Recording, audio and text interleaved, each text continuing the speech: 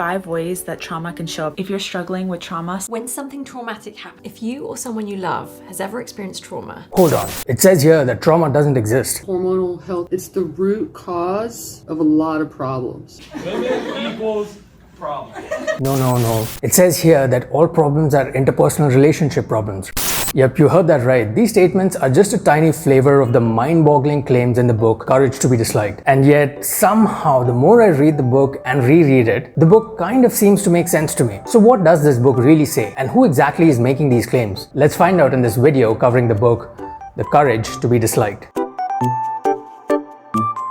Hi, my name is Sutirthu and through my channel I read too. My aim is to share everything I have read and understood with the outside world. If it makes a positive difference to the life of even a single person, I will consider this channel successful. So let's begin. The Courage to be Disliked is based on the philosophy of Alfred Adler, a giant in the field of psychology alongside the likes of Freud and Jung. But while Freud and Jung's psychoanalysis theories became very popular over time, Adler's more, well, let's just say difficult to accept theories took their time to get through. Written in the style of a dialogue between a young man and a philosopher in Japan, this book does a great job of playing the devil's advocate with itself, a format necessary to dispel the common misconceptions and screaming doubts that I'm sure most people would have while reading this book. So without further ado, let's dive deep into the top 3 crazy claims I have found in the book Courage to be Disliked. Crazy claim number 1, deny trauma because it does not exist. When I first read this book, I thought the authors definitely chose the right title for this book. They are going to need a lot of courage to be disliked because the people who have genuinely experienced trauma in their lives are going to be very understandably pissed off with the authors of the book. I mean, just imagine telling survivors of war or people who have suffered abuse that their trauma doesn't actually really exist. But this is not clickbait. The book stands firm in the deny the existence of trauma argument. The idea is that no one experience in itself is the cause of our success or failure. We do not suffer from the shock of our experiences, the so-called trauma, but instead we just make out of them whatever suits our purposes. And just to be fair to the book does not say that experience of a horrible calamity or abuse or any other such incident does not contribute to shaping our personality. In fact, their influence is strong. But the important thing is that nothing is actually determined by those influences. We determine our own lives based on the meaning we give our past experiences. Now, as the initial shock of the point wore off, it was kind of liberating because if you follow this philosophy, the past really has no control over your present or your future. In a weird way, I actually feel more in control and more empowered using this mindset. It's also a great way to kind of stay away from that victimhood mentality that,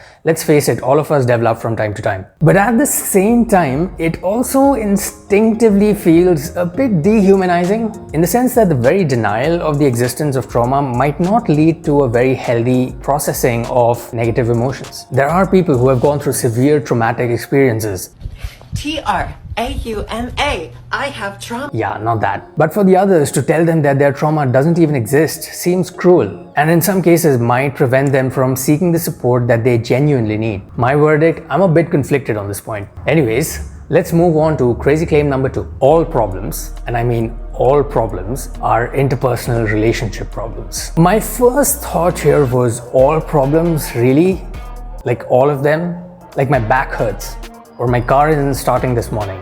Is that also some sort of a weird interpersonal relationship problem? All kidding aside, this chapter mainly refers to the feeling of inferiority and how extremely subjective it is. And the bigger problem of inferiority complex is where a person convinces themselves internally that their situation just cannot be improved. The examples given in this book regarding this point make a lot of sense. Like there is a dialogue between the young man and the philosopher in this book, where the young man says that he dislikes himself and thinks that he has a lot of shortcomings, and that the idea has been fed into him as a kid because his parents scolded him because he was just not as good as his elder brother. Hence, the conclusion that he has drawn for himself is that he can actually never improve. The philosopher explains to the young man here that the real problem is that the young man does not really want to improve. He does not anymore want to get hurt in interpersonal relationships, and hence is making up reasons that he's not good enough just to justify the situation internally to himself. There are a few examples in this book just like this that make a lot of sense to me. But to say that all problems in life are due to interpersonal issues did feel like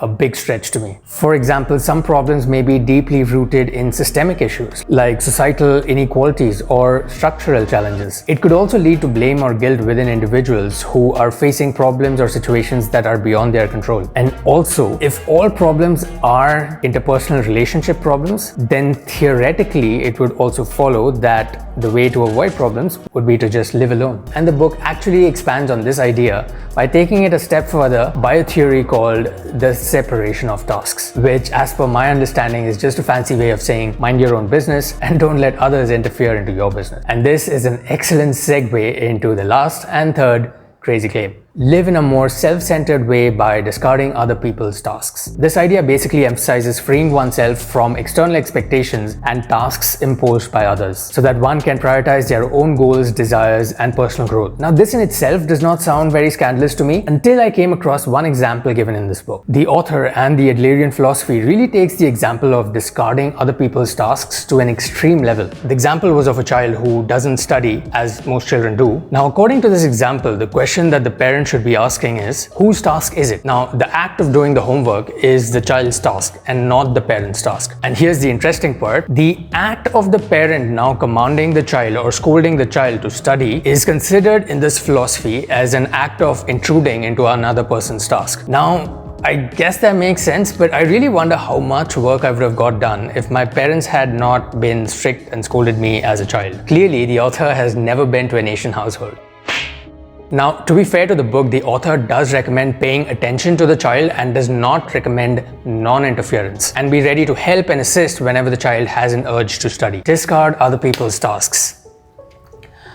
I get the argument that the author is trying to make here in principle. The more we interfere in other people's tasks, the more complicated life becomes in general, and the less free we are. But at the same time, does this principle also lead to an emphasis or an overemphasis on self-interest? And I also feel that people could just misunderstand this point and lead to a lot of people ignoring their responsibilities towards others. But overall, I have to say, if this separation of tasks principle is taken in the right spirit, it does actually make a lot of sense to me. Alright, so those were the top 3 points in the book that really stood out to me. I 100% recommend reading this book and rereading this book because it packs quite a punch. There are many other points and excellently explained nuances in this book that would probably take me a 10-hour video to do justice to. But for now, that's it from me. Do let me know if there's any other book that piques your interest. Like, subscribe, and all that jazz. Keep having the courage to be disliked, and thanks a ton for watching. Ciao.